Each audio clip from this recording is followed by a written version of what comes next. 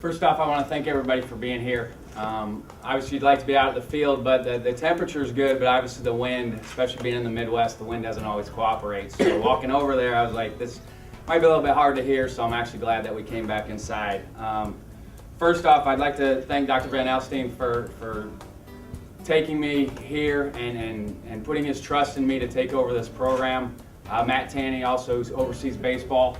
I really appreciate those guys giving me the opportunity. And then the selection committee with Sean McDonough, Patrick Osterman, Kelsey Homewood. Just from talking with those three on the phone when we started two weeks ago, you could tell that they're trying to build something special here. And that's really what we're trying to do. You don't get too many opportunities to be a head coach. And because of that, I do want to thank some people before we get into it. The support staff here has been great to me. I know the transition is never easy when you come to a place, but everybody here has been great. The coaches have been great. It's a family atmosphere here. You can tell that people are happy to be here, which is a huge deal for me and my family. You want to be at a place where you can be happy, and it's a family environment. Friends of mine from back home, people that email me, Twitter, Facebook, it's been unbelievable. The amount of people that have reached out to me to say congratulations, and I'm looking forward to it. I want to thank Shane Davis, the assistant, who's been here for the last 6-7 weeks. A lot of guys in his situation would have jumped ship, but he hung tight and he stayed after it. And I'm a huge believer in loyalty, and he's been extremely loyal to the program here. So I'm actually extremely happy to keep him on here because he's deserved it. He's earned it. Dave and Debbie Taylor, I don't have a place yet, so Dave and Debbie Taylor let me stay at their place. I want to thank them. I know it's probably not going to be great for them right now, but I want to thank them because I know how hard that can be, having somebody that you don't know that well stay at your place. Obviously, Amy, Jackson, and Nora, that was probably the only difficult part of this transition for me right now, is that they're back in Iowa City, but they're going to get here, and once they get here, obviously things will be a lot easier on me with my family. I want to thank, obviously, my dad. He's a longtime baseball coach, 30 years as a head coach. He's been great through this whole process, even as an assistant, a young assistant. He was a guy that I could always lean on to. He taught me a lot about coaching and also how to treat people. That's the biggest thing I learned from him is how you actually treat people.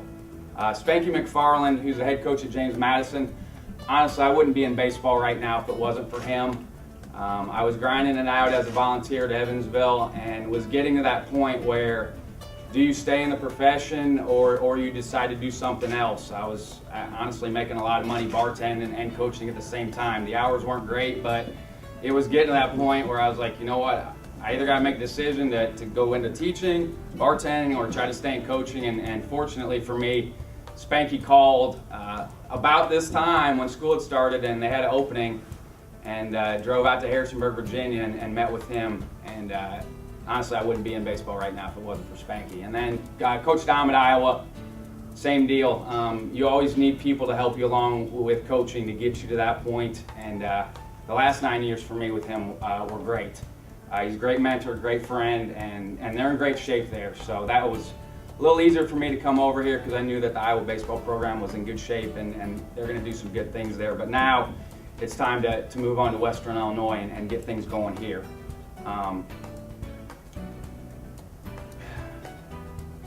People ask why Western Illinois, especially in the interview process. People are like, why Western? There's a lot of benefits here with the school itself, the people that are involved, the community. It's a great place to go to school. The athletic department obviously seems great. Just got here, but it's going to be a good opportunity for everybody. There's baseball tradition here. You look at Dick Paulo, Guy Ritchie, those are guys that obviously coached for a long time here. There's only been five other baseball coaches at Western Illinois, and I think that's the amazing thing for me when you look at how long the program's had baseball here. For there only be 5 guys who have ever coached baseball here before, that's an amazing thing to me. You look at the guys that have played here with Phil Bradley, the Russell brothers. There's been a lot of good baseball players that have come through Western Illinois, and hopefully we can try to continue that tradition here at Western. My staff, I know people have asked a lot about that. And backing up with that, I do want to Coach Hyman, Stan Hyman, Coach Villano, obviously both breathed life into this program as well. With my staff, I'm going to keep Shane on. He's deserved that. Dusty Napoleon, who played for us at Iowa, and then coached with us last year, who's back as a volunteer at North Park College this fall, but he's going to come on to help. He's a person that I extremely trust.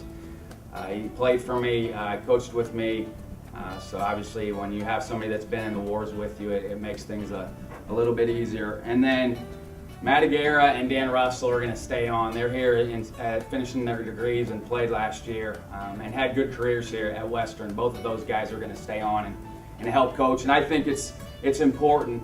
Anytime you're running a program, it's important to keep the alumni involved with the program. And obviously getting those two guys to stay on this year is a huge help to me to keep things going with the alumni. And just being around practice the last 2 days with those guys, they're extremely passionate about baseball, and you have to have passion for baseball in order to be successful as a coach and get your players to feed off that. You have to have passion about what you're doing, and I feel very good about our coaching staff that's been put together, about passionate guys that are going to be energetic and are buying into developing our guys.